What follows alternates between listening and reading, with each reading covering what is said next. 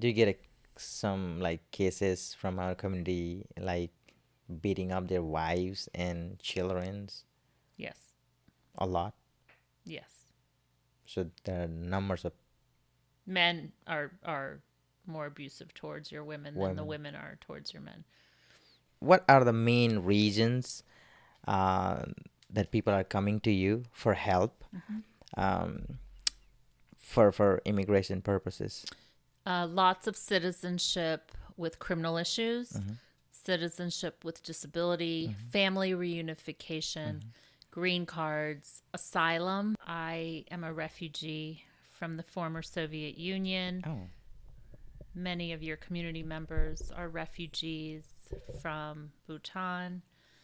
Um, and now the situation in the country is a little bit bleak, a little bit sad, a little bit unpredictable. mm-hmm. Um, President Trump ran on the agenda of getting rid of immigrants. He promised to get rid of criminal Mm-hmm. immigrants. He promised to get rid of undocumented immigrants. And now it appears that anyone can be caught up in that purge of immigrants, whether they be legal or illegal, whether they be criminal or non criminal, whether they be the wrong skin color, with the wrong accent, in the wrong situation. So legal people are being picked up, US citizens are being picked up and deported. So, what is a legal process of staying in the country? I mean, U.S. for a undocumented people, Mm-hmm. immigrants who are in the process of deportation.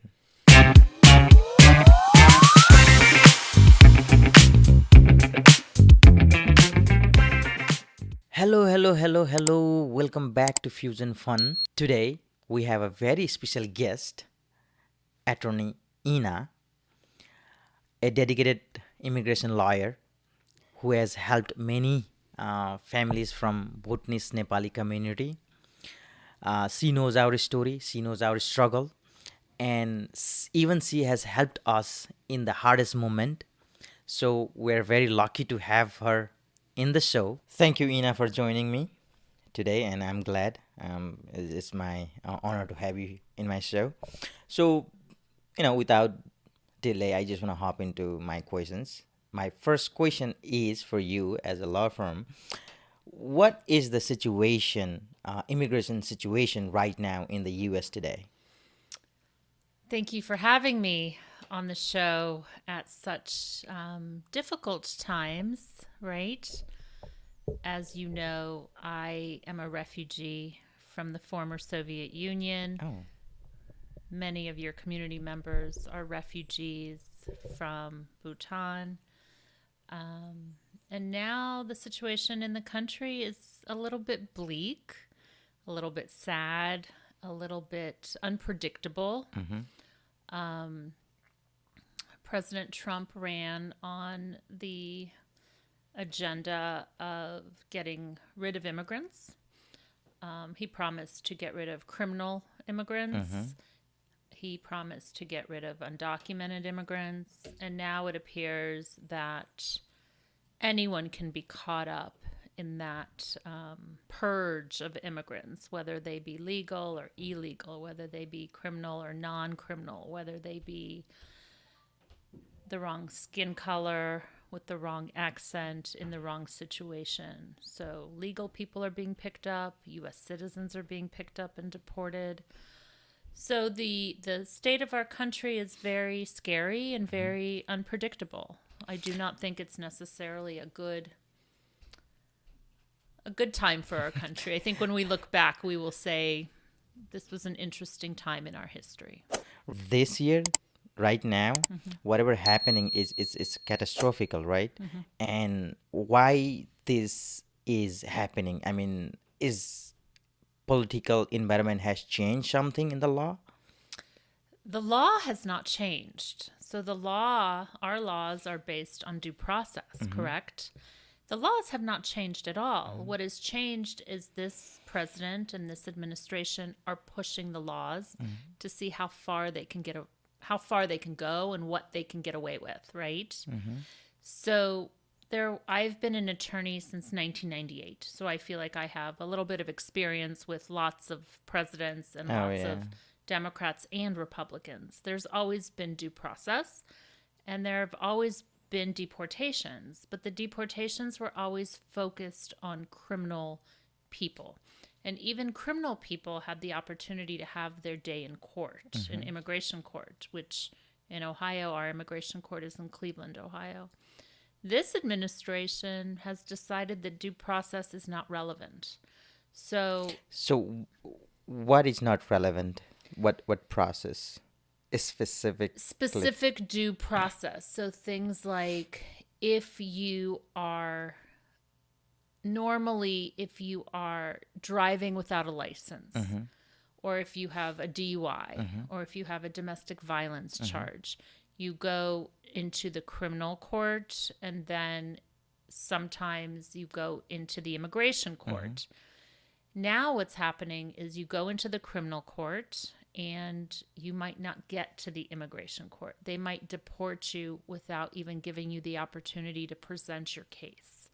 So, is there any law or any regulations or any rights that immigrant has who is going to deport, who is in the process of deporting? Correct. So if you are someone that has committed a crime and the crime is either an aggravated felony or non-aggravated felony, you can still go into the immigration court and argue the positives of your life and the negatives of your life. And if the positives outweigh the negatives, you can still win a green card or you can still get protected from deportation. So you can win asylum, which is you fear persecution from the country that you came from.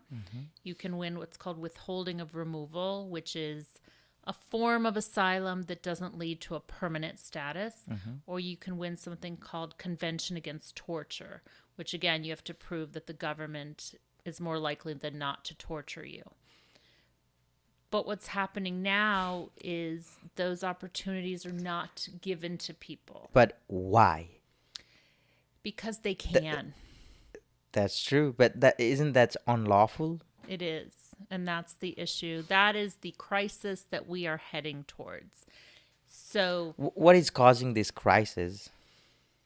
the fact that the systems are being tested. How far can the systems protect us?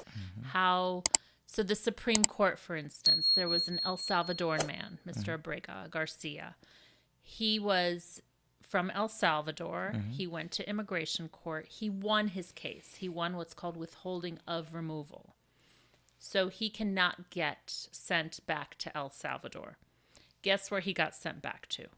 El Salvador. So the government deported someone against an immigration judge's order. Now he's been returned, and now he faces charges for transporting illegal immigrants. I don't think he was transporting illegal immigrants. He might have gone and picked up one of his family members that just happened to be illegal. Right. So this government is incredibly into propaganda. They lie. No one can deny that they just lie. And they are seeing how far they can play this out. I think in the Bhutanese community, as a perfect example, you've had several Bhutanese people deported back to Bhutan and then transferred to Nepal, and then they're kind of in some sort of limbo, right? Right. What I have heard so far is they are in the refugee camp at Right. this time. Now, what I will say about all of those people that have been deported is they were under something called an order of supervision. It's called an OSUP. They did a crime. The crime was a violent crime. So a lot of them, it's domestic violence or it's another type of aggravated felony. They went to jail. They went to immigration court. They lost their case. And then they're under an order of supervision, which is basically probation with ICE, which is our form of police, right? Our form of immigration police. So there are people that have been under an order of supervision for 10, 15, 20, 25, 30 years. we allow them to stay here, we allow them to work, we allow them to be with their family.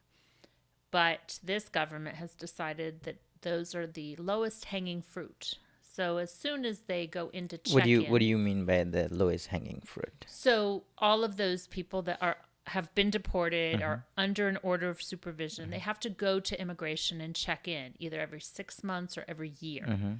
So once they go check in, there they are. They're It's a trap. it's a trap. You don't have to go look for them, right? And so those are the people that are getting picked up. They already have an order of supervision, and if Bhutan's willing to take them, off they go. Now, one of the reasons that Bhutan is on the list of banned countries is because they weren't taking their own people. That is absolutely true. Right. So And but they're denying that we, as a Bhutanese refugee, we're not their people. That's what the king is so saying. it's not the happiest place on earth. You have been working within the Bhutanese community for a long time, right? Like how Over many 10 years? years. Over, over a maybe even decade. over. Yeah. Yeah. So, what is the most interesting thing that that you admire about Bhutanese people in this community in Ohio? Oh, I am a big fan of the Bhutanese community. I'm Okay. a big fan of the food. I'm a big fan of the weddings. I'm a big fan of the culture. I love the family dynamic. So in the Russian community where I'm from, it's very similar, right? Everybody pools their money. Everybody buys a house. The elders live with the young people. Education is very important. Assimilation is very important. Assimilation plus keeping your culture. So Yeah. that's, there's some communities that assimilate and never look back. I think this community, the younger people assimilate, but still those traditions are very important. I mean, it's hard to catch up, for younger generation like kids. They're too much into the culture we have. I mean, the permanent culture. I mean, U.S. culture. I mean, I don't blame on them, but I guess they're trying. Well, I came to the U.S. as a refugee child when I was 5. I speak Russian. I married someone that's American. How many languages do you speak? I just speak English. I try to speak English and I speak Russian. Me too. I'm trying. Trying very hard. But my children do not speak Russian because my husband is American. But my children, today I took one of my kids to get Russian dessert. He loves Russian dessert that I actually treated I'm you to. gonna try your gift. Absolutely. But he still has that sense of like, this is mom's dessert. This is a Russian thing, right? So assimilation is inevitable, right? But That's I true. think that this community has such strong traditions and such strong cultural practices, religious practices, that I think it will survive. And right now you are still marrying each other, which I think is very important. Once the younger generation We want to carry our genetics, the Right. pure genetics forever. but it will not, It's right? So once the generations start to come to, marrying Americans, whatever that means, that's where the change will happen. Right. But this community I love the work ethic. People want to work, people want to do better, people want to be educated. This community reminds me very much of my own community, and that's why I Wow. really respect it. Excellent. I mean, I'm happy that you have a very positive thought on towards our community. But what is the most negative way of looking to a witness community from your perspective? Um, I mean, things that you think is not right. It's unethical that these guys are practicing, or based on your experience, because you know a lot. I think, as in all communities, the Bhutanese community has good people, and the Bhutanese community has not good people, and not people with good intentions. I feel like in the home health care industry, there's a lot of bad actors. So home health care was created for older people, sick people, disabled people to not go into facilities, right? And it's a very special program designed for very special individuals. right? Older people, disabled people. Those are the people that we want to respect the most in society. Right. And for some reason in the Bhutanese community, there has been a lot of bad actors within the home health cares that do a lot of damage on taxes, that do a lot of damage in immigration, that do a lot of damage in home health care. So, from my understanding, home health cares compete for clients. And so there's people that are running people from one home health care to another home health care. And in the immigration scenario, most of the clients that I've helped with immigration have been very negatively impacted by someone in the home health care industry. So if whatever business you do that business, stick to that business, educate yourself in that business, but don't go messing around with things you do not know or you know a Right. little bit so that you damage it for that person and you damage it for so many other people. And that's happened with immigration through the home health cares. That's gonna eventually lead them to deportation or some guy. It has led them to losing their green card, it has led them to losing their citizenship. Like I was saying to you, I was in Pittsburgh last week where someone was trying to apply for citizenship for 4 years incorrectly. Does government also revoke citizens if one already has one? No, the government up to President Trump number one, if you became a citizen, you were a citizen. Under the first Trump administration, they did open an office to investigate and try to take away citizenship. And I think that office has been reopened under Trump number two. So if citizenship is attained through fraud, that's how they can revoke it. And let's be honest, a lot of people that come from war-torn countries or that come from refugee camps, Okay. they do things that might, So not always be. yeah, you're talking about legit. a fake citizenship. I have a message from a person I don't know. I'm gonna read it to you, okay? And so it happened in DMV. So my driver license was about to expire, so I went to the BMB to renew it and also apply for a real ID. I bought my naturalization certificate, home deed, and current license. After waiting in line, I went through the process, paid, and took my photo. But before I left, the BMB worker said my document looked fake and told me an investigator would contact me. She gave me his number and asked me to leave. I went home confused, scared, and didn't tell my family. Later, the investigator texted me saying, "Your naturalization certificate looked fake to me. I want to meet you at my office come Thursday, 11 a.m." I became even more scared and disappointed. I became a citizen in Maryland in 2016 and have no criminal record, just a few traffic tickets. Now, someone at the BMB is accusing me of having fake papers. It's been 21 days and I still don't have my license or my certificate. Please help me understand. It is normal for a US citizen to be treated like this? Are there different types of citizens in the US with different rights? Could I be deported? Should I go meet with this investigator? I'm scared.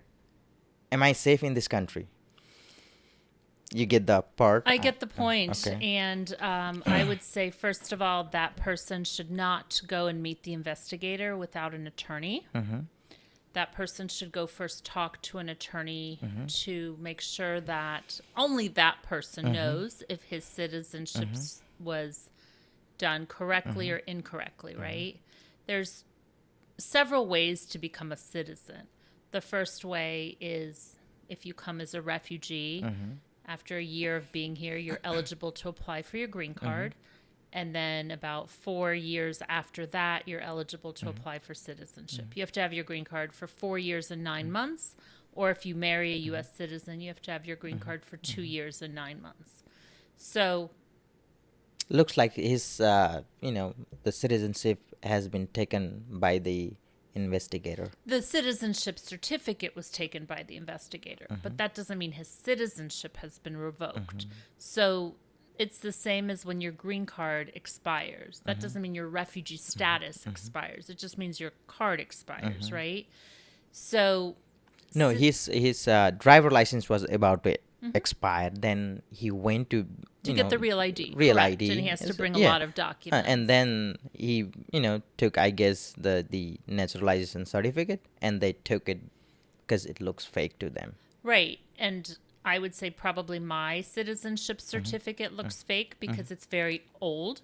And I did not get citizenship on my own. I applied for citizenship through my parents. So someone might look at my citizenship certificate and say, this doesn't look current. This doesn't look like it looks now. Don't forget, most BMV are privately owned. So the people working there are clerks. They might not like this particular person. They might not like his accent. They might not like immigrants, right? Yeah. So they might, and now they've been given the power to call the investigator, which was never even a thing before. The real ID, it wasn't even a thing before. So I would just say he knows it's a real certificate. He knows he came as a refugee.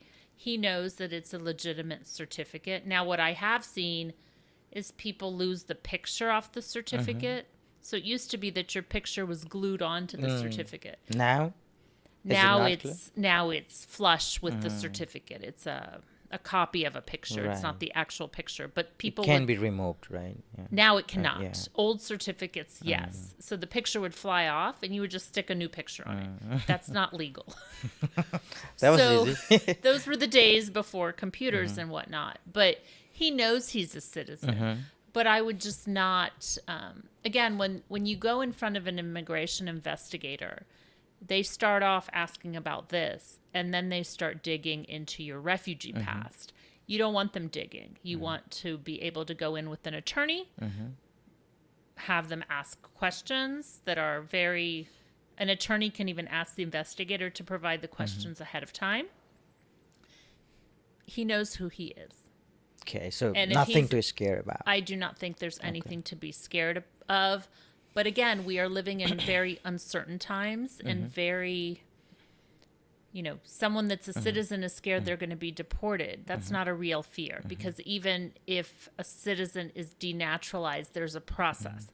Even if someone has a green card, you're supposed to go through the process of getting your green card taken away. The question is, are they going to follow that process? Or is he going to go in and disappear? I don't think with citizenship that would happen, but I would not advise anyone to do anything right now without an attorney. Okay. So since you have a close contact with Bhutanese community, what was a case that you have received from this community that that shocked you? Like, is this even a case, or like, what is this? I have two examples. Okay. The first example is from someone that had an order of supervision, the OSUP we talked about, and his friend helped him apply to renew the green card. Well, he's already been deported. He has an order of supervision. There's no green card coming. He's already had the opportunity in court. I actually ordered his file from immigration. That's called a FOIA, a Freedom of Information Act request. And what I was shocked at is when he was in jail for his crime and he was referred to immigration court, he had a very nice judge in immigration court. She actually retired under the first Trump administration because she couldn't take it. Too much for her. Too much. On the person, he's in jail. He has to apply for asylum, but it's not necessarily asylum. It's a little bit different. It's either withholding of removal or convention against torture. And one of the first questions on the application is, are you scared to go back to your country? He put no. And when I questioned him, he said that someone that didn't speak his language helped him. So he goes to court, and I have the court transcript. The judge gives him 3 hearings to correct his asylum application because he's a refugee. Of course he's scared to go back to his country. He never corrects it. And so that's how he got the deportation orders. He was given the opportunity to... That was a silly mistake, or what do you call it? Well, he has an interpreter, right? And sometimes people have mental health issues. Sometimes people are in jail. They're scared. Sometimes they don't hire a lawyer. So whoever's their cellmate is helping them. And they don't understand what asylum is. And they say, are you scared to go back to your country? And maybe he hears, I love Bhutan, right? I don't want to go back to... Have you ever been to Bhutan? I have not been to Bhutan yet. It's on my list. I was actually supposed to go to Bhutan in 1991.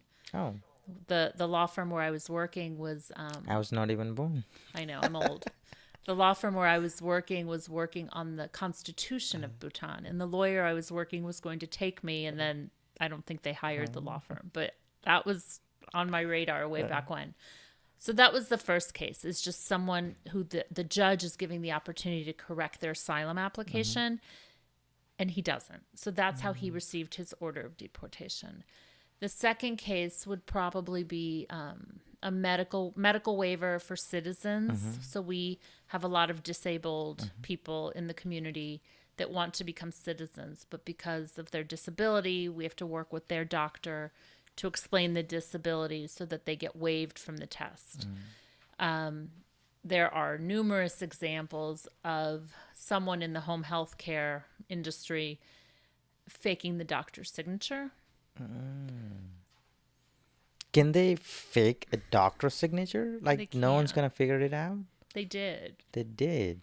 That's why it's like, what? And That's very unlawful. And One of the doctors was investigated because he was filing thousands of these in the Bhutanese community. so, do they bribe, or is a I don't know the specifics of it's bribery or the doctor doesn't know or the doctor gets paid for 5 of them, and 5 of them the person just copies what the doctor does and signs the doctor's names.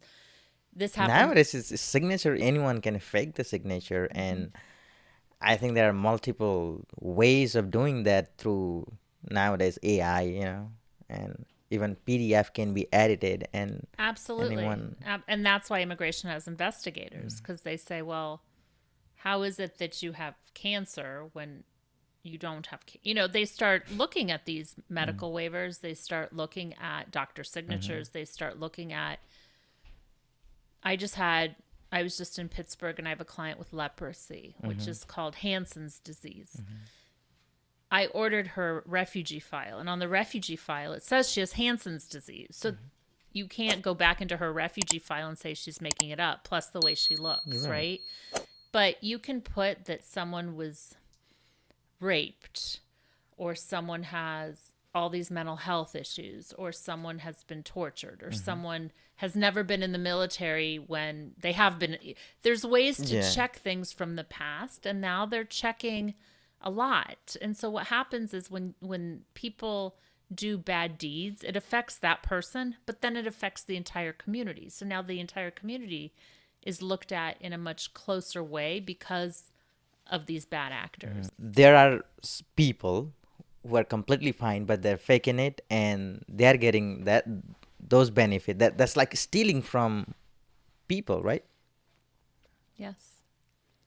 Yes. Whenever you take advantage of a program, it hurts the people that really need that program. And immigration has investigators. There's a very active investigator at Columbus Immigration that goes to people's houses now, knocks on their door.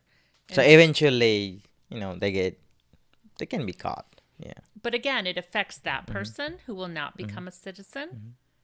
But Do you- but then it affects the people that deserve to get yeah, citizenship. yeah. And then it affects the entire community. Community, becomes it's suspect. all about the reputation that. So the community kind of has to police itself to say, listen, stop doing this. Whether it be selling whatever it is that you're doing, stop. Let lawyers do the legal process. Let barbers cut hair. Let doctors deliver babies. Let professional tax preparers do taxes.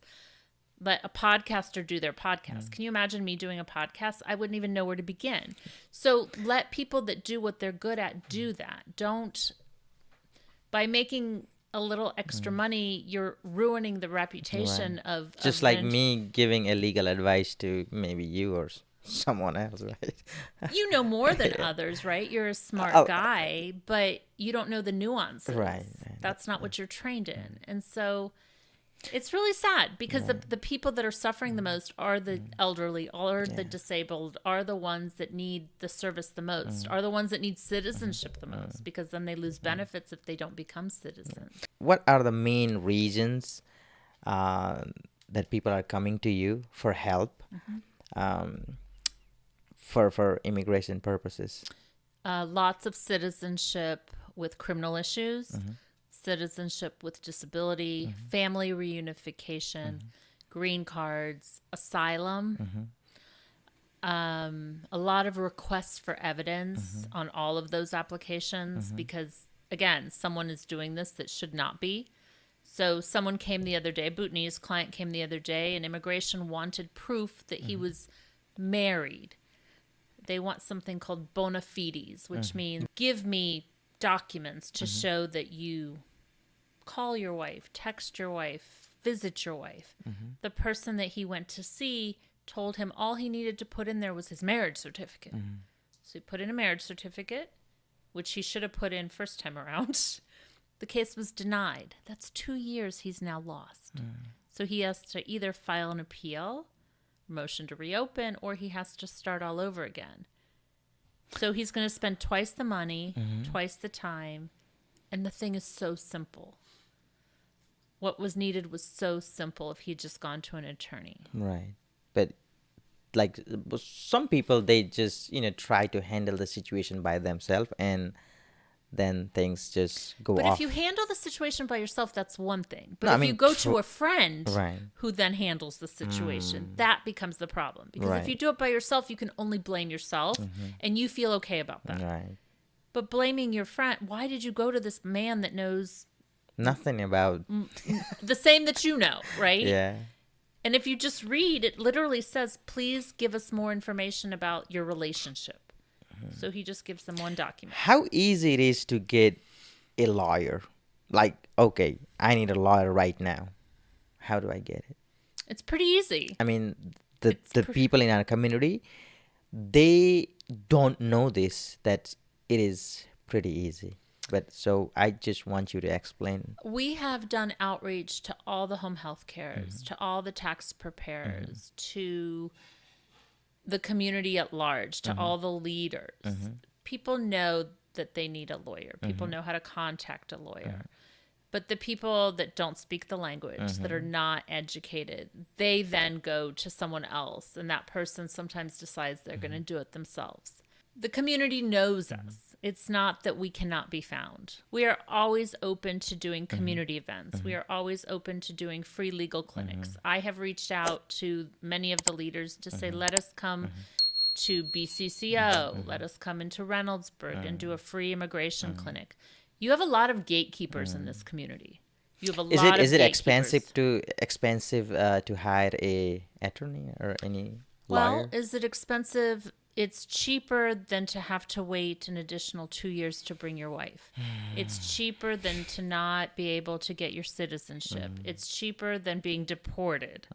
So your gatekeepers, for whatever reason, have decided that gatekeeping is very important. They are the only ones that want to give information. And a lot of the information that they give is not correct.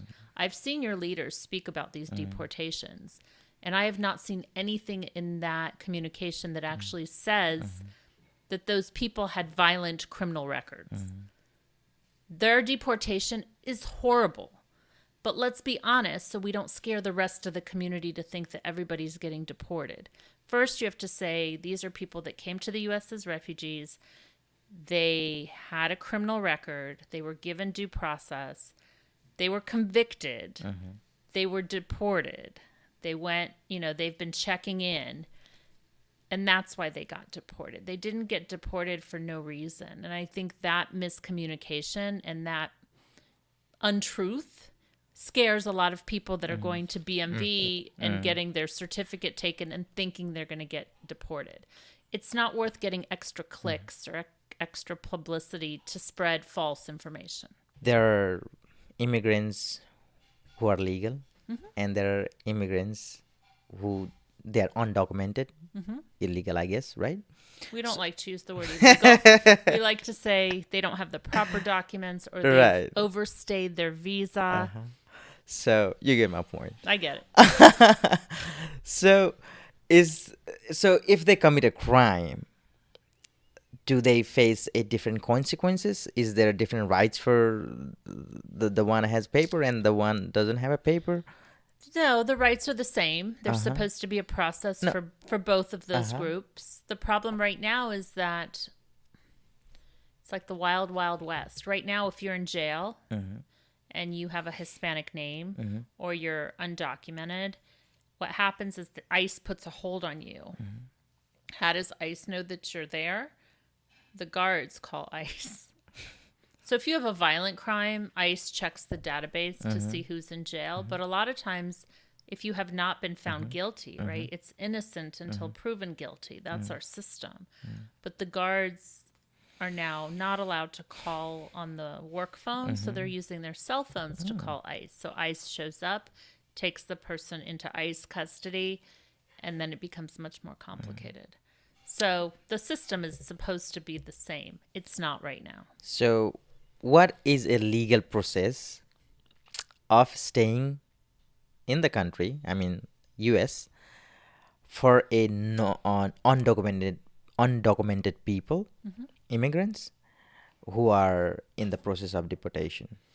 So if you have been here from the time that you are picked up, if you can show that you've been here for 10 years, that you're a person of good moral character, that you have a U.S. citizen child or spouse, and that child or spouse will be harmed and will experience hardship, you can win your green card in immigration court. That's called a 42B application. We do a lot of those. Type of asylum or No, it's a green card. You win Okay. your green card.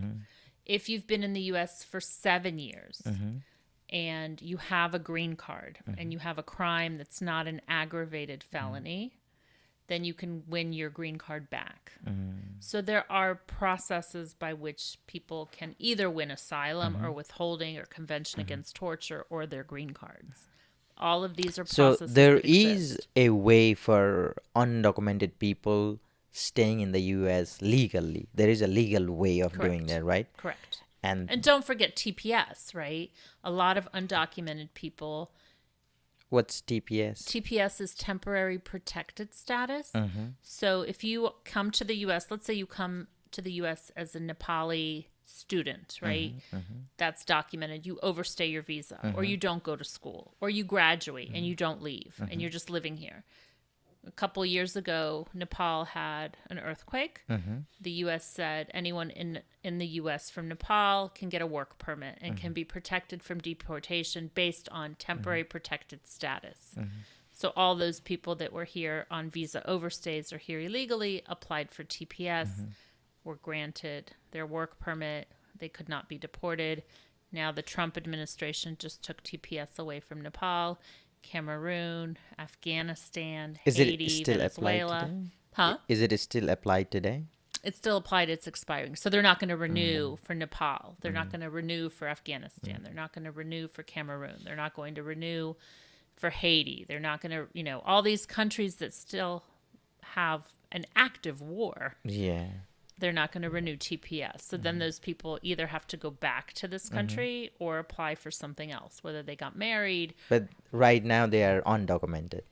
Right now, most TPS holders still have TPS until TPS expires. Mexico does not have, a lot of Mexicans are here and they are undocumented. But if they get caught by immigration and they've been here for 10 years and have those other requirements, they can apply for their green cards in court.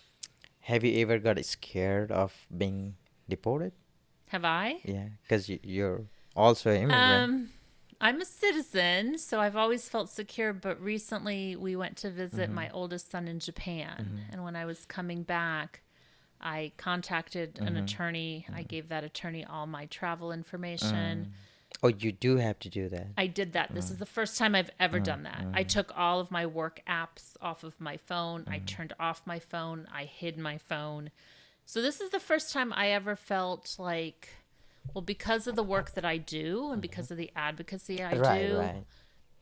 I could have a problem. And I made my husband come with me, which he has global entry. So he was going to go in a different line. But I What was does he like, do? what does my husband do? Yeah. He is a PhD. He's a historian, a photographer, Oh, raised our kids, a and father. now a father, and now runs part of the business. I don't Oh, like managing. your business. Okay. Correct. Yep. Both Both jointly. Yeah. jointly. Yeah. Behind he does all the scene, all the behind the scenes stuff. Okay. That's good. That's good for you. It's very good for me because I can just be a lawyer, which is what I enjoy doing. Coming back to the point, you came here in what year you said? We immigrated in 1976. 1976. And how old were you when I you was came? 5. 5. And you went to high school here, and then So we went Russia, Italy, Kentucky, Ohio. So I grew up, I went to kindergarten in Louisville, first grade in Columbus. My school was right up of No Bixby Road. So I lived in this neighborhood. This neighborhood is my first neighborhood in Columbus. oh, nice. So I have another concern of I guess a father or mom. So this is a message from someone, I don't know. My son is 32 years old. He's married, has 2 kids, work at a job he is had for 5 years, owns a home and a car, and has savings in his bank account, of course. A few years ago, he was in a fight and went to jail for a few days. He went to a court, and the lawyer told him if he pleads guilty, he would be released. He didn't know he had other options or what the long term consequences would be. Last week, he went to a work like usual but never came home. 2 days later, we found out he is in ICE custody. As his father, I'm shocked and confused. Our house and one of our cars are in his name, and now his bank account is frozen. He is the only provider for the family.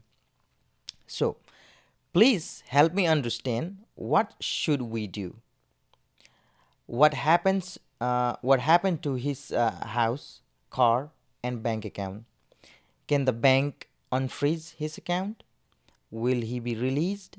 He hasn't broken any law in the last 6 years, not even a speeding ticket. So he has broken a law. ICE would not have taken him into custody had he not broken a law. Not only did he break a law, but he pled guilty to something that triggered ICE coming to get him. So the first thing I would suggest to people is when you get arrested for something and you have a lawyer and the lawyer gives you options, right? There's like a buffet of options. People always tend to go to the buffet item that gets them out of jail the fastest, right? No one wants to sit in jail. And sometimes getting out of jail the fastest means that you are pleading guilty to something you did not do. So if you don't understand the lawyer, ask for the interpreter. If you don't agree with pleading guilty, hire a new lawyer. So most people have a public defender. Public defenders have very large caseloads, but public defenders are free. If you did not do the crime, do not plead guilty to the crime. If someone is offering you a plea deal, you don't agree with it.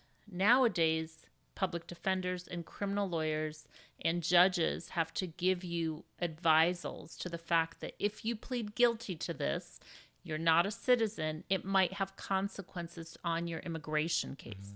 So that is the law in Ohio. So if you did not get those advisals, then you can go back to the court and try to reverse or vacate that conviction. The fact that he didn't do anything for the past 6 years doesn't matter. He did something. He pled guilty to something. So let's call this what this is, right? Even a fight can lead to a deportation. A fight, a violent fight where you give someone a concussion and they end up in jail, in the hospital with a coma. A fight is not going to, you have to look at the conviction. And if the fight led to someone being in a coma, that's not a fight, right? That's attempt to murder or something. Thank right? you. Is that? You got Okay. it. Nice. So what did he plead guilty to? And why did he plead guilty to that? And why didn't he sit in jail a little bit longer to prove his innocence? You have to look at the crime to see, is this going to lead to ICE getting involved? And so sometimes you are hiring a criminal lawyer and an immigration lawyer. People don't understand that. We understand that because now we But- are dealing with that. As far as I understand this message, the message is saying he had no other option beside pleading guilty. Yes, he did. He could have stayed in jail and gone Maybe to that was his lawyer who and didn't gone- give him the It's option. not the lawyer. The client is the one that leads the lawyer. The lawyer can't do anything without the client's permission. So if the lawyer says, listen, you're going to sit in jail for 2 years until we have a trial, you will be tried by a jury. You might be found innocent, might be found guilty. Do you want to do that? Or do you want to plead to whatever, guilty of putting this person in a coma? Do you want to plead guilty to that? And you'll get out. Everyone chooses to get out. No one wants to sit Why in jail. pleading guilty will let you get out of the jail? Because a plea deal, right? It's a plea deal. You're saying it's a compromise. But sometimes in criminal court, the compromise will affect your immigration status. So accepting A compromise our own mistake is sometimes harm. not good. Not good. So you have to make sure to ask the criminal attorney or the public defender, how will this affect my immigration case? I'm not a citizen. I'm a green card holder. That's the question that everyone that is in criminal court needs to ask. A lot of people they never thought about they will be deported one day, if they are a green card. If you commit an aggravated felony or you commit what's called multiple crimes of moral turpitude, you can be put into deportation. Now again, he can be put into deportation. He can fight his deportation, but again, that costs money, right? And we've had clients that were like, we would be happy to take this case. This is what it will cost, and they're like. And then they go to legal aid. Legal aid does not do deportation defense. Chris does not do deportation defense. There's no one that does deportation defense for free. Mass deportation started just for the undocumented people, the immigrants, And right? the documented people. But yeah, legal people are getting deported. That's a sad part. There have been citizens that have been deported by accident. There have been citizens taken into custody by accident because they look foreign. So right now, I always say to people, please carry a copy of your green card. Many people do not. Have your license with you. Make sure your documents are updated. Make sure that your house is in multiple names. Make sure your bank account is in multiple names. If you're someone that's undocumented, make sure you have an emergency plan. So if you don't come home, who's picking up your kids? Who has access to your bank account? Who has access to your car? We are preparing emergency plans for lots of our clients just in case, right? Just in case. Who is going to run your life? Now, the house isn't a big deal because the parents can continue to make payments somehow. The bank. But accessing the bank account, that means you have to go to the bank and you have to say, what document does the son need to sign so that we have access to this bank account? And it's usually a power of attorney. So then you have to go with a notary to the jail, because it has to be notarized, and have him sign something that gives the parents the right to access the account. But what if he's not even in the country? If he's deported? If he's been deported, then that you can do the same. You would go to the bank or go to whatever agency, the bank, the mortgage company, and say what legal documents are needed so that I can access. So there is this. always a way of There's always a unfreezing. way. Yeah, There's yeah. always a way. But again, this particular child, if ICE picked him up and deported him, that means he already went to immigration court and he had an order of deportation for that crime. So ICE picked him up and deported him. Normally, ICE would pick you up and put you into the immigration process and you'd fight your case. So it sounds like this person wasn't just picked up by ICE. He already had his opportunity in immigration court. Have you ever handled a case um, like okay, let's say if someone has living in the US for like 2 decades, is elderly as well, and then he has a or she has an immigration problem. Have you ever handled those type of cases? We handle a lot of those Yeah. cases. Can Yeah. you share with me if you? I'm just trying to think. I had an Iraqi man that had lived in the U.S. for 20 years. He was a refugee, had a green card, and he had sold bath salts. And at one point, bath salts had been deemed illegal. And so he had a sentence in the criminal context. And then right before he got out, he got put into deportation. And we could prove he'd had his green card for 7 years. He had U.S. citizen wife, U.S. citizen children. I went and visited him in jail multiple times to get his statement, to prepare him. The hearing, his individual hearing in court, was through the jail, and we had applied for 42A cancellation of removal, and we'd applied for asylum.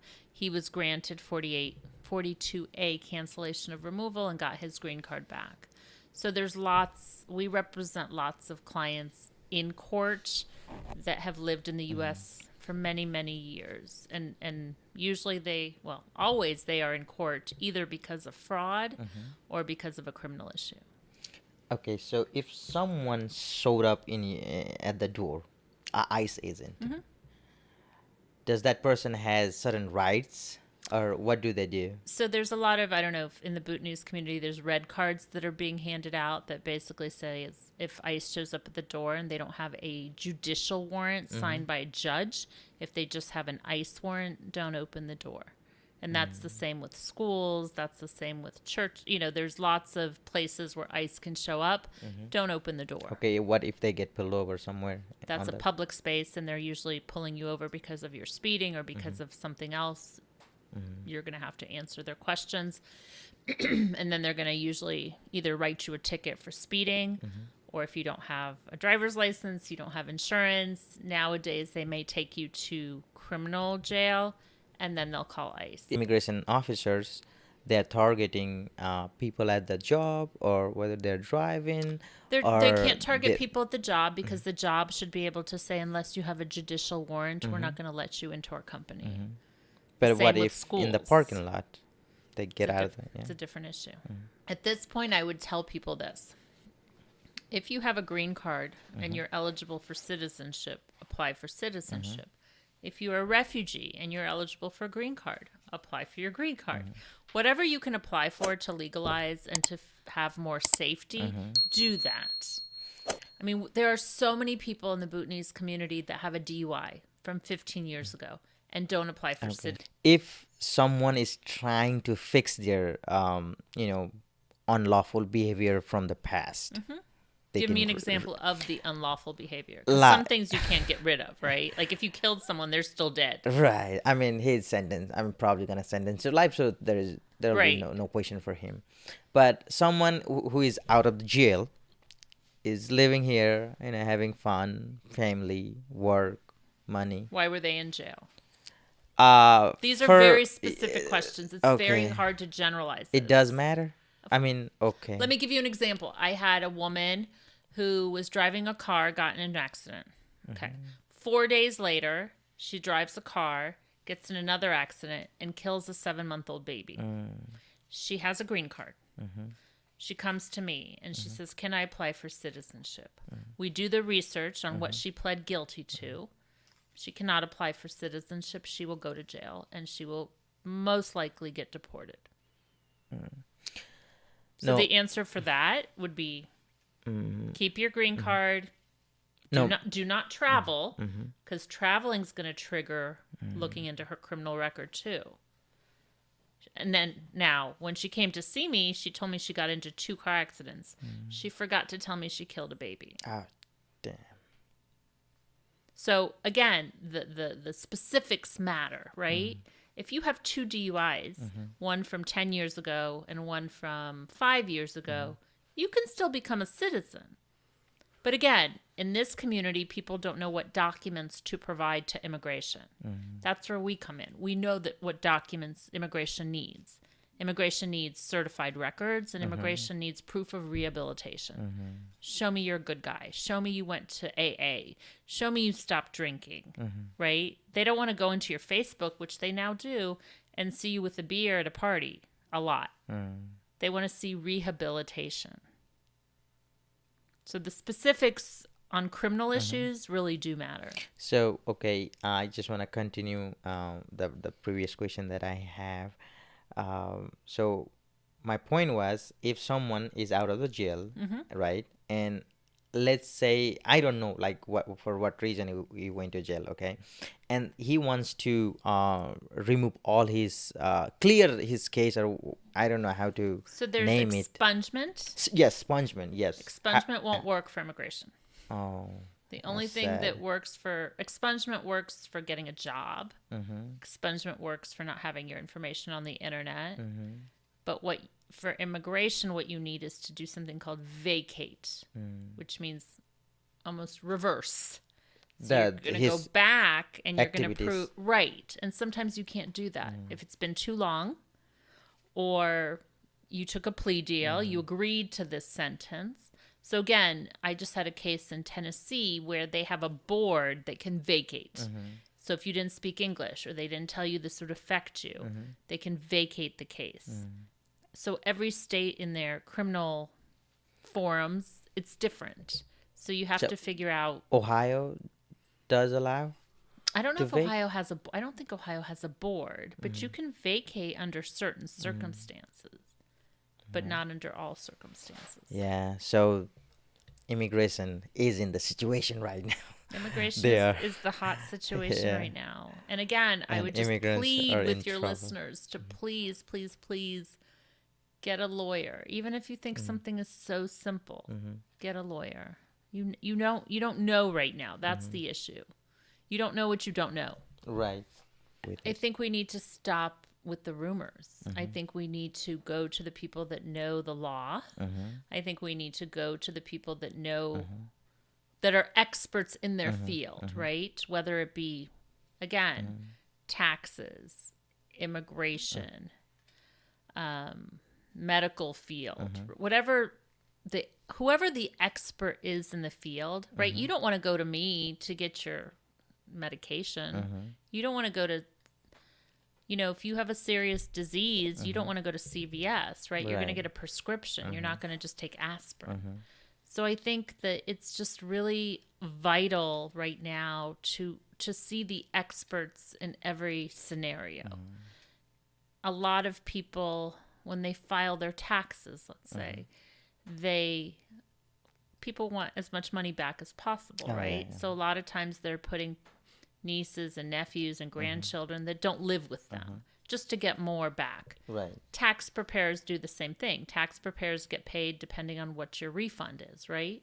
So sometimes tax preparers tend to not be honest with what's coming and what's going into your taxes. So I think the most important thing is you understand your scenario, your case. You understand you need help. And then you go to someone that can provide the knowledge so that you can make an informed decision. I think rumors are very dangerous right now, especially rumors in the immigrant community, because the gatekeepers tend to keep the truth, and the gatekeepers tend to, we kind of want to put everyone in one pot. Right. Like you said, this guy with the criminal issue, all criminal issues. And I'm like, no, not all criminal issues. What's the criminal issue? How much time did he spend in jail? Gotta be very specific to every each case point, right? is specific. Every case can't be lumped into, well, my friend, my cousin, my girlfriend, my neighbor did this. I want to do the same thing. It's like saying, I have diabetes, you have diabetes. We have different diabetes. Right. We weigh different. You're a man, I'm a woman. We're not going to get put on the same medicine. We're not going to get put on the same dosage. But we both have diabetes. Therefore, it's all the same. It's just like, I'm a loan officer, so people call me and my friend did this. Can I do that?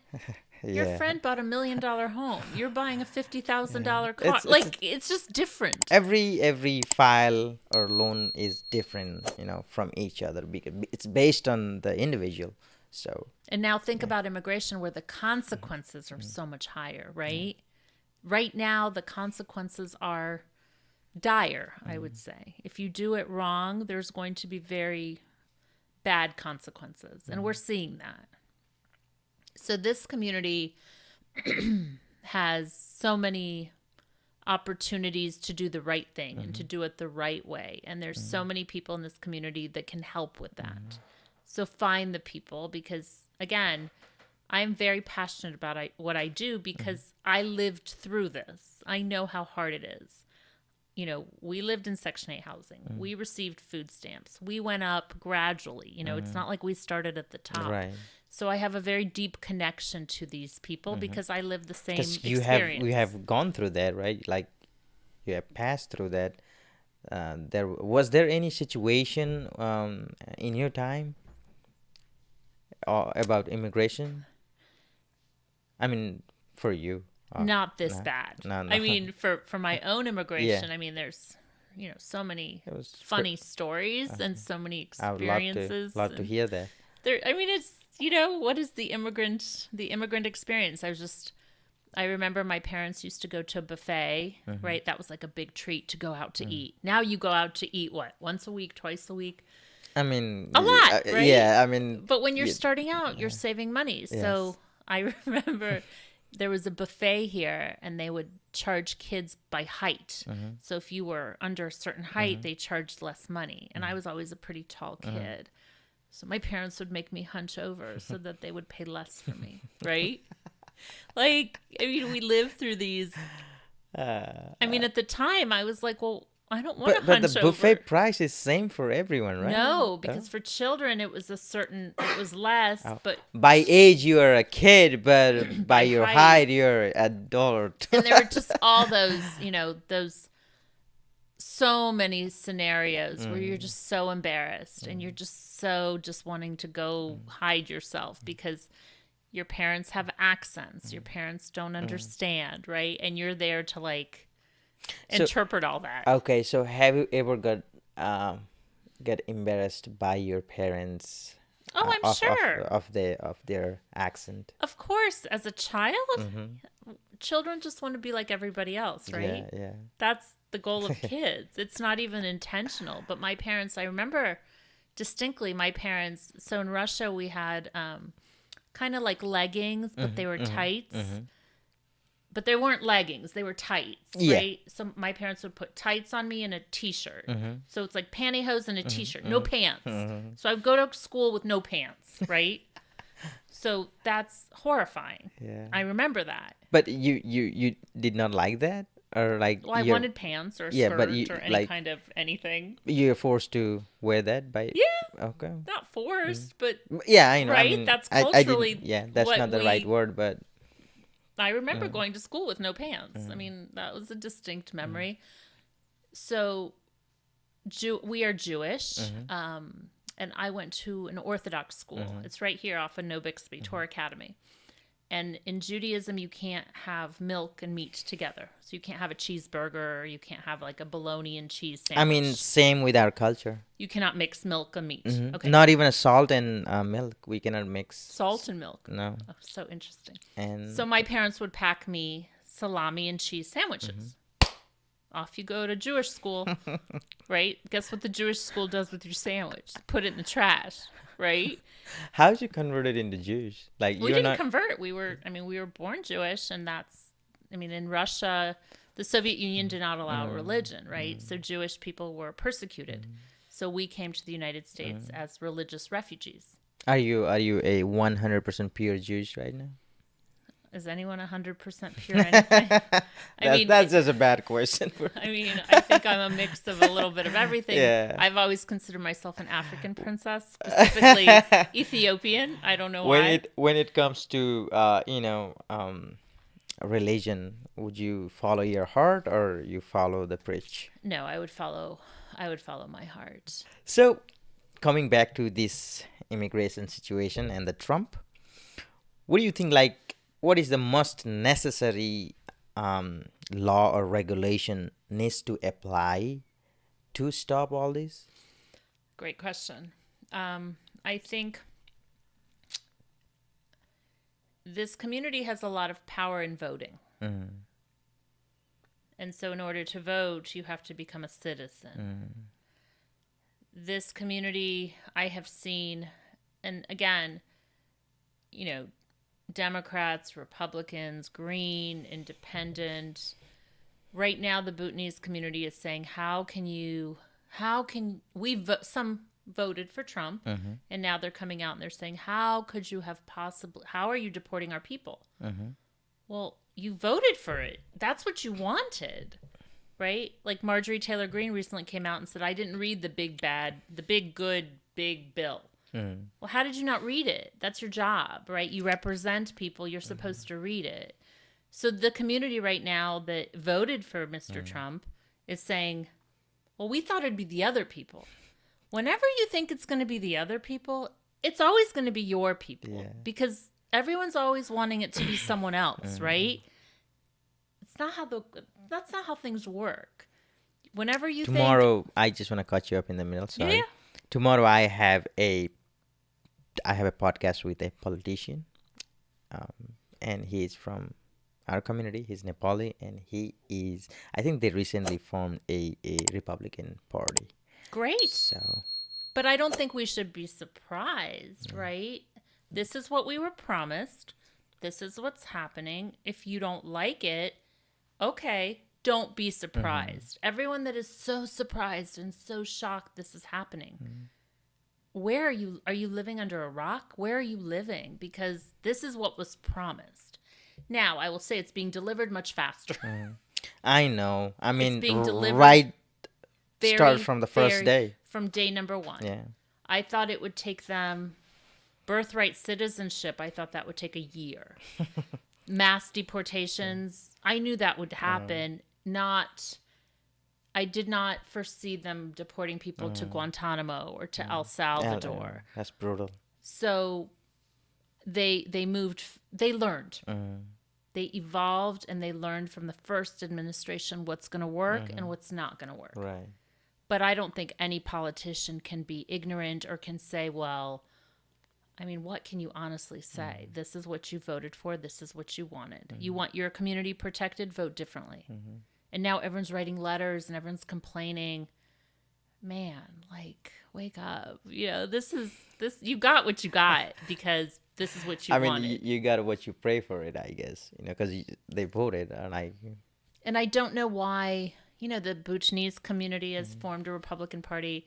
The Somali community has formed a Republican Party. And I just think you're black, you're Muslim, you're a refugee. So the Republican Party does not want you. They want your vote. And they are smart in how they get your vote because they raise issues of family values and family traditions. And they say, we have more of that than the Democrats. No, you don't. You have a lot more hatred right now. And you have a lot more hatred towards people that are different. We actually love difference. We actually love these immigrant communities. And these immigrant communities need to wake up and really think about who is protecting them. So within our community, there are the part of people who support Democrats. They're Democrats, and there are group of people who support a Republican. So and there was a big fight on Facebook once, and I've seen this fight. have you? Okay, so I was reading all this comment and understanding their thoughts, but I didn't comment anything. I don't want to show my perspective. When I talk to Republican supporter, I feel like, yeah, you're making a point, you're making a sense. And when I talk to the Democrats, I feel like, yeah, you're making a point. But so is it so someone is wrong, right, or it's what? I don't think there's anything. I think if you look at the core values of the Republican Party, the morality. Well, right, there's the Republican Party, the Democratic Party, right? There's nothing wrong with being a Republican. There's just something wrong with voting for Donald Trump. Look at Republicans, John McCain, Bush, Reagan, Romney, Cheney. I mean, you can be a Republican and want less government, right? There's nothing wrong with that. But Mr. Trump is not that. Mr. Trump does not represent Republican values. He represents his values and rich values. And most people don't know what his value system is. And most people are not as wealthy as he is. So we don't Right. we can't have gold toilets, right? Again, I don't think there's anything wrong with being a Republican, right? The Republican values are values. He just doesn't have any values. He is doing things right now to some of this, right? Like tariffs. Today we have tariffs, tomorrow we don't have tariffs. Today we have 10%, tomorrow we have 20. Like he's just doing things to bully other countries, right? He's just doing things to scare people. What his value system is very unclear besides himself. It doesn't matter who you support or who you vote, but you know, like just think about your core values and where you come from. Your root is important, right? And this president does not like immigrants. Legal, illegal, Muslim, Buddhist, Hindu, Jew. There's no one that's safe under this administration. And I think that that's relevant. Republicans, at their core of the Republican Party, did some really good stuff. The last amnesty we had was under Republican president, under President Reagan. Mass amnesty, mass amount of illegal immigrants that became legalized. Right? He was a Republican. More Maybe- than what Maybe Mr. Trump can learn from that. The last president that gave us amnesty was a Republican. So let's do that. Let's pass the DREAM Act. Coming back to our own community. So later on, once all this deportation was happening, I mean, it's still happening, but like started. It's then- just started. Yeah, just It's just yeah, started. It's going to get worse Yeah. before it gets better. Yeah. So it was maybe January, February, I guess. And then I talked to few people about the deportation, like both sides, Republican and Democrats. They are my friends as well. So the Republican guys, they're saying, the supporters, they're saying like, I mean, they have committed a crime. So even us voting or not voting, supporting or not supporting, it's not gonna change. I disagree. So we voted, and like we still support Trump because But I why? don't know why. Why would the Bhutanese community? And those people who were deported, that's because they have committed a crime. That is that only thing? True, that is true, but they were under an order of supervision for 15 years, obeying the law, paying the taxes, supporting their family, right? So they were under an order of It's supervision. still And they're living allowed in to that live house here, with right. family. They're not hurting anybody, right? So why deport them? They've already been deported, technically, on paperwork. They've been deported. But why physically deport them? What's the gain? So you've now left children without parents. You've left parents without children. You've left a house that can't be paid. You've left a car that can't be paid. Why? What's the point? Let's just break it down to like the bottom. What's the point? The person committed the crime. Absolutely. The person got deported. Absolutely. He's lived here after that for 15 to 20 years. What is being gained by deporting that person? Fear. That's it. Spread of fear. There's nothing else to gain. And to make a point. And the point is, again, just fear. If every community is scared, then we will turn into a dictatorship. And I mean, I think it's already started. It has That's what already I feel, It has So- already started. so- If I have to turn off my phone Uh-huh. and I have to take all my work apps off Right. my phone, maybe I'm going to be a little bit quieter in my advocacy. Maybe I'm going to be a little bit more cautious when I advocate and who I advocate for. That's not why I became a lawyer. I became a lawyer to be a loud advocate. But I'm also a wife, a daughter, a mother, and I want to see my family. Right. I don't want to be in trouble because of my loud advocacy. so all of this fear might shut me up a little bit, right? And so every day I wake up and I'm like, okay, what's it going to be like today? And now I think about it. And that's not how I And want say to live my life. you are a attorney and you know stuff, the legal stuff, and there are like you're scared, and there are people who doesn't know anything, and They're double like look at scared. them, They're double right? scared. Yes. Yeah, I mean, families are devastated, and the And I it's hope just and I hope these sorrow I everywhere. hope the Yeah. community comes together for those families, and I hope the community really, especially the people that voted for this, I hope that they come together and support these families, right? Yeah. And I would say our vote does matter. I still believe that our vote matters. Yeah. And I remember at this election, my goal was to make 50 citizens a month. Has there been a case from our community, crime that like domestic violence and I mean short of very abusing type of case that you have handled from the community? There's a lot Yeah. of domestic violence in this community.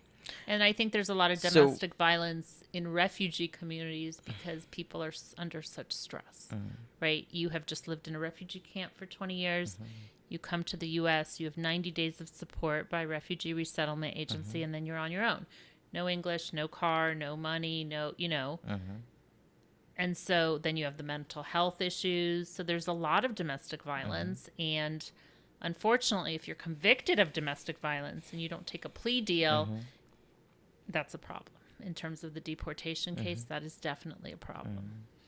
So again, domestic violence means please speak to your public defender about the fact that you are not a citizen. If you're a citizen, you'll go serve your time. If you have a green card, you're probably going into deportation. so we're coming towards the end of the podcast. So what type of cases do you normally get from the community, like about a crime and the immigration both? In terms of crimes, domestic violence, DUI, child endangerment.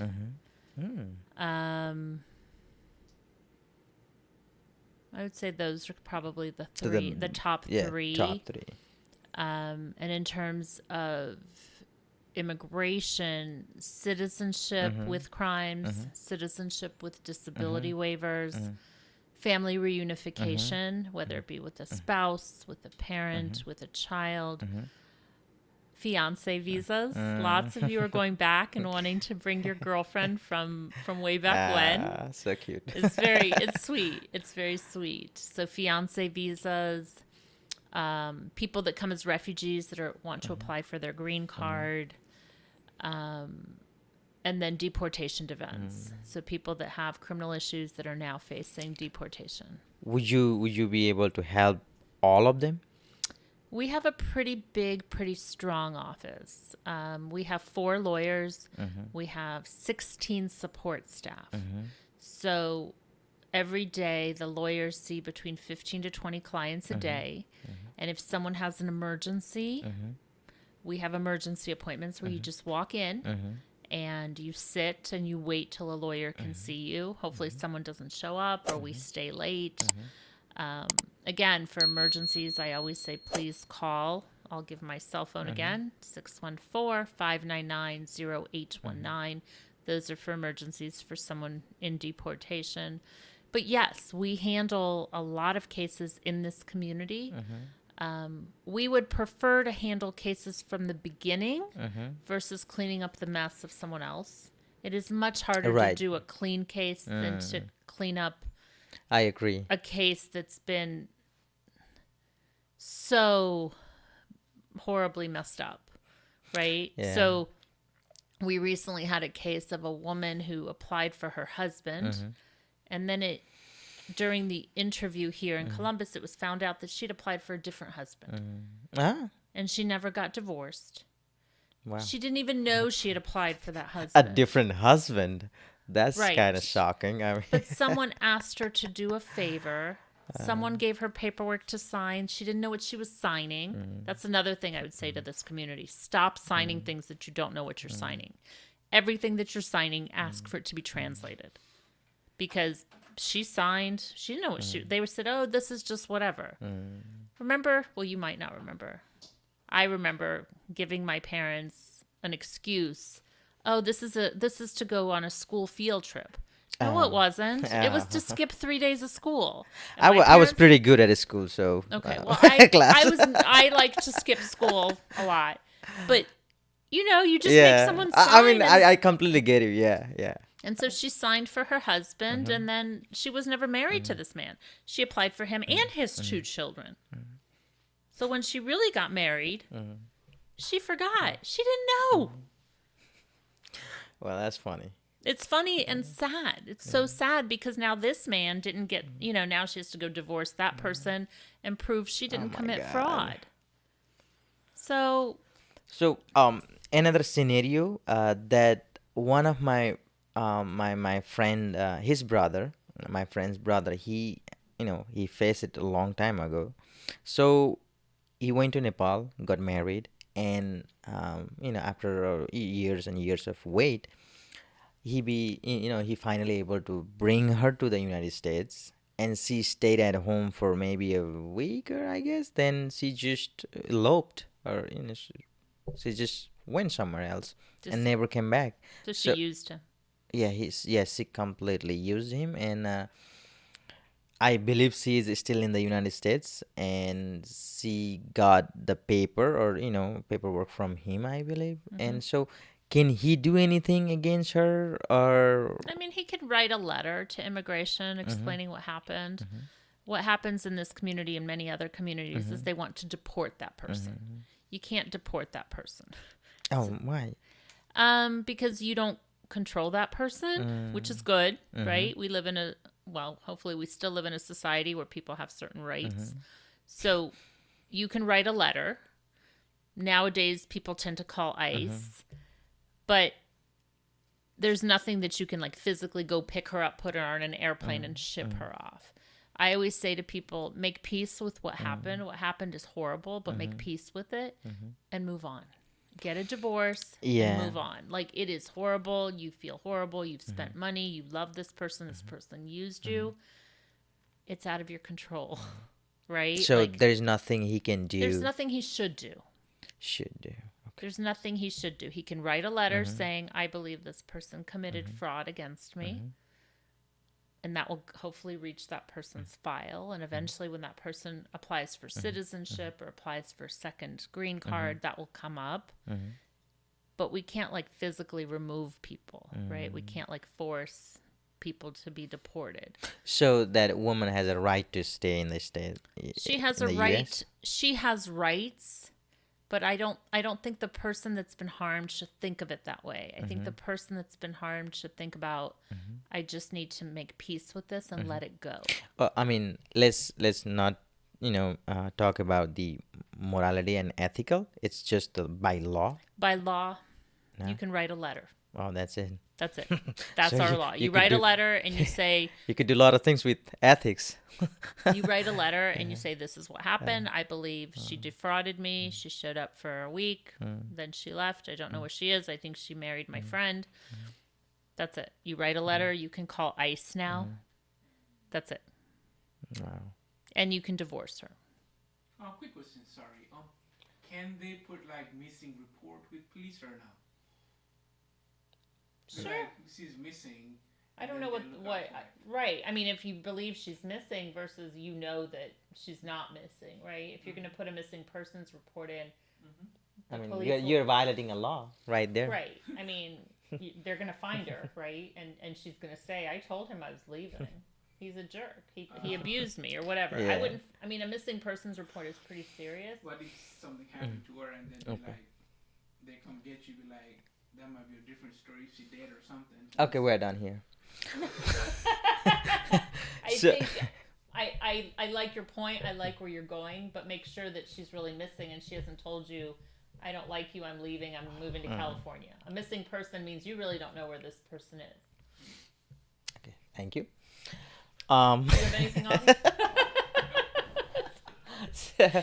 So, one funny or maybe not funny, but how easily a woman can put a guy in a in a pull him in the court or um, put some charges on him. It's a really good question. I have a Venezuelan client right now who's he had a girlfriend, he had an affair, he got her pregnant, she had a baby, the baby was sick. She didn't bring the baby to Children's Hospital. He called her and threatened all sorts of things on her. She tape recorded the phone call. She played it to the police. He got charged with attempted domestic violence and attempted stalking, phone stalking, right? Going over her phone, like through No, her no, phone. just he, Oh, you know, like just he just was verbal verbal abuse. abuse, Yeah. holy. And they played the message for me. It was pretty bad. I'm going to kill you. You don't take care of a child, blah, blah, blah. ICE showed up. He got arrested. He was let go the next day. He is now hiding from ICE because they came to his work. They came to his house. They actually went to the jail to pick him up. Again, he was charged. He was not convicted. He will not be convicted because she will not show up because she gets money from him for the baby. So she's not doing the best thing for... I mean, she might have been scared or she might have been setting him up. We don't know her motivations. But we know that there's a phone call that has lots of threats in it. So now he is hiding from ICE and he has a criminal lawyer that will hopefully get everything dismissed. So who has more rights, men or women? I hope that they're equal. I think men tend to sometimes be a little bit more hot-headed and be a little bit stronger in certain situations. But I think in terms of rights, I would, as a woman, I would hope that they would be relatively equal. Do you get some like cases from our community like beating up their wives and childrens Yes. a lot? Yes. So there are numbers of Men are more abusive towards your women than the women are towards your men. like from the community that I live in, right? Yes. And you were also saying that child protection or something about child care Child endangerment. child in danger. So, like, example, child is asleep. It's snowing outside. There's no milk in the house. You go to pick up milk, which is literally down the street. Child wakes up. Child opens the door. Neighbors see child, no parent. Neighbors call the police. You're just out getting milk. Child endangerment. So that could lead that parents to the jail? Yes. Definitely lead to an arrest. Well, definitely lead to a ticket. Maybe not jail. Well, again, I think that we handle a lot of children that have been raped. We handle a lot of children that have been sexually assaulted. There's a whole unit at Children's Hospital that handles that. So, again, we do that from the victim side. So there's something called a U visa that if you've ever been a victim of a crime and you are undocumented, even if you're a U.S. citizen child that's been abused, then your parents can get a U visa because of that abuse. So we handle that quite a bit. But culturally, I think there's a lot of things that are misunderstood by the Americans or people that have lived here for a long time, that they see certain practices that are strange or different. And so you call the police because it's snowing and there's a child standing in the hallway, right? The father's perspective is, I don't want to wake up my child to go get, I don't want to put my child into the car. It's snowing. I'm going to run and get the milk, right? So the parent is thinking about protecting the child. The neighbor is seeing the child standing outside. Yeah. So we have two different views of the situation. And if the police are called, they're just going to see the child without a parent, right? So the dad's going to get a ticket. The dad's going to end up going to court. So, have you ever talked to elderly people from our community? like Bhutanese community, elderly, and like like Hundreds and what are your hundreds. thoughts on their you know My thoughts are they're very dependent on the younger people. I They're mean very, very dependent, and they want to be helpful, mm-hmm, and they want to do the right thing. But some of them, they're sick, they don't drive. I think it's amazing that some of these, adult daycares have opened up, so that I've been to, that it's so wonderful to have them eating their food, dancing their dances, having people to socialize with, playing dominoes. Because I think the older you get, the one thing that sustains you and makes you want to live is companionship. And unfortunately, the children are not going to give that companionship because children are too busy working. Right? So the companionship is going to come from the grandchildren who are busy on their electronics. oh yeah So it's amazing that this community has created these they centers and these opportunities, whether it be weddings or all of your cultural traditions that the elders are so active in, because I think that gives them reason to live. And I have talked to them, and I love when we help them become citizens, because at least the woman in Pittsburgh, they asked her, do you believe in the oath of allegiance? Are you willing to give up loyalty to your other country? And she's like, this is the only country I know. This is the only country that's offered me peace. And that was really moving, because when you work with refugees, you realize their country doesn't want them. yep So the country that they're in now, that is their country. that is their country, and even this country doesn't want them. And How right sad now, is that? this country right now is having a little bit of an identity crisis. Yeah. We don't know what we want, why we want it, where we want it. We're a little bit, we're moving many steps backwards right now. But I hope that all of these processes and all of this stuff that's happening with the immigrant community, that we learn that what our politicians promise, they delivered on. And so maybe we should think about how we vote. You might not agree with everything that the Democratic Party stands for, but what are your core values? Where are you voting? People say things like, Mr. Trump is a great businessman. Is he? I don't know. Mr. Trump will He make has- eggs cheaper. Did he? Mr. Trump, America first. What does that even mean, America first? Like, I don't know what that means. So there's nothing. The only thing I know about Trump is his hair is better than raccoon, and he has $1 billion in his bank account. And he has very orange skin. And That's what he said. His wife is an immigrant, and J.D. Vance's wife is an immigrant. And I would say Trump's wife was here illegally for some period of time. Elon Musk was here illegally for some period of time. I mean, yeah, he got accused by Trump through Twitter. It was yesterday, like a couple of days ago. Right. So it's the kids are fighting, and the rest of us are gonna suffer the consequences of that. But it's too raw. It's too personal.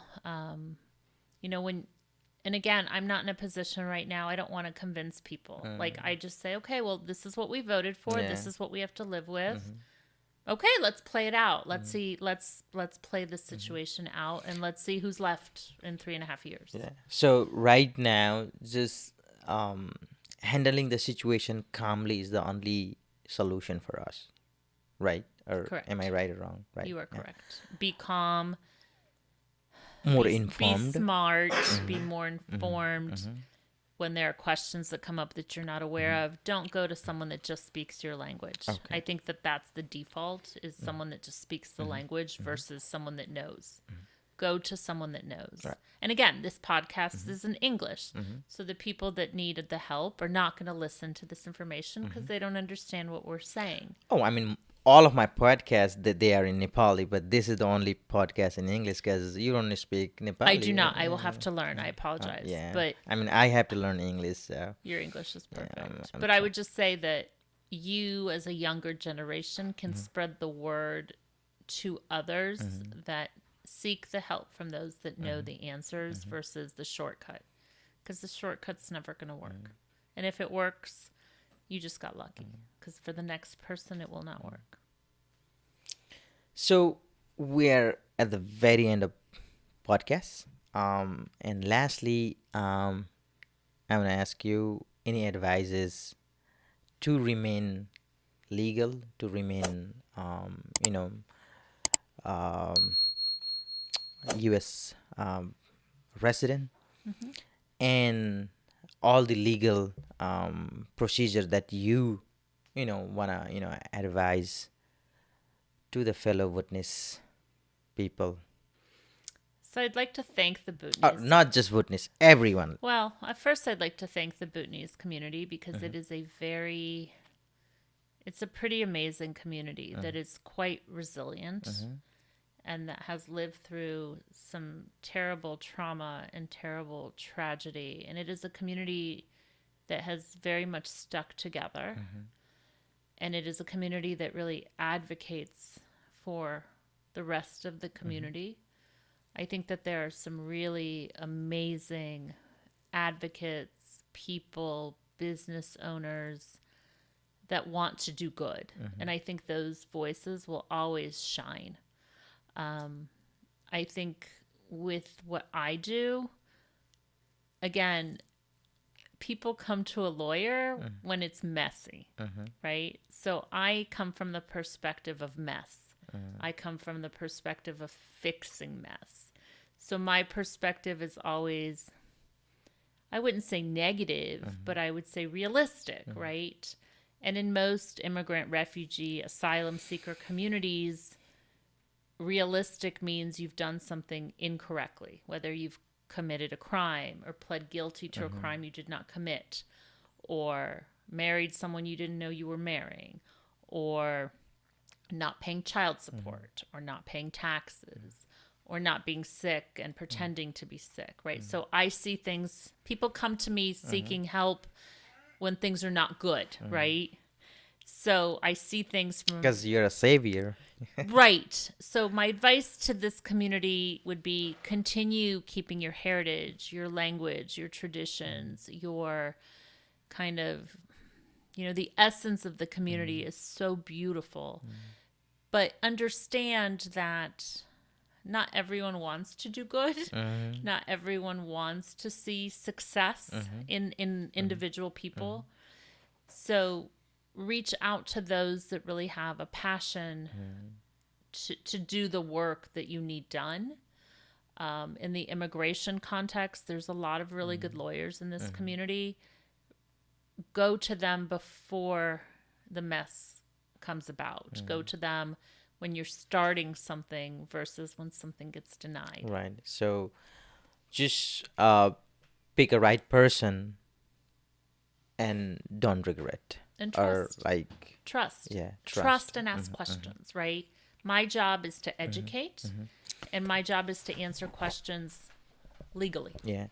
What are the things that you want to tell people that not to do, or else you'll be deported? Don't commit crimes. If you commit a crime, get an attorney that will explain all the consequences to the immigration part of your case. If you've committed a crime, do not travel unless you know it's safe to travel. Do not think that your case is easy. There is no case right now that's easy. That's the other problem. People are like, well, I did this by myself because I thought it was so easy. There's nothing in people say to me all the time, these are easy immigration cases. Can't you just train our volunteers to do this? No, I went to law school. I've done this for 25 years, and I still don't think there's anything easy, especially because people aren't always honest with me, right? You get a lot of lies as well. You get a lot of lies, and again, I have the experience to maybe break the lie, right? So if someone says to me, I've never been arrested, I might say, well, have you ever seen a police officer? Have they ever been close to you? Have they ever handcuffed you? Have they ever handcuffed you? Have you ever ridden in a police car? So saying, have you ever been arrested, may never get you the answer that you're actually looking for. Right. Or you look up their records and you know they've been arrested, you know they've been in jail, and they just lied to your face. But in their mind, it's not so bad, right? So it shouldn't mean, affect my case. Even they get arrested, they still want to believe that That it's you know, okay. yeah. But it's much better to tell the truth. Oh yeah, absolutely. Because by the time they come to me, they haven't told the truth, and now they're in trouble.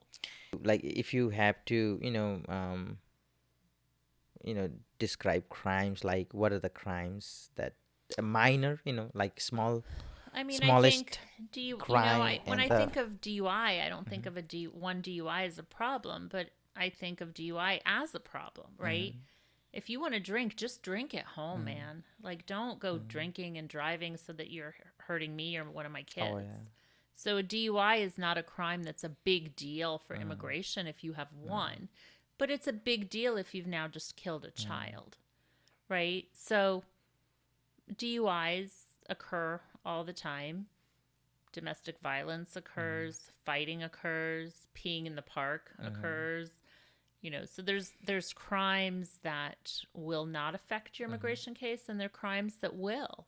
So if you have a crime that will affect your immigration case, figure that out before you plead guilty to that crime. okay. So okay, this is a wrap. And if you have any advices for me or anything, you Thank can. you so much. And if anyone in the community wants us to come and do a free legal clinic, or come and give advice, or come and speak on any immigration topics, this is why we're here. We are here to serve the community. We're here to educate the community, and we really appreciate this community and what it's brought to Columbus, Ohio. So thank you. Thank you so much. Thank you.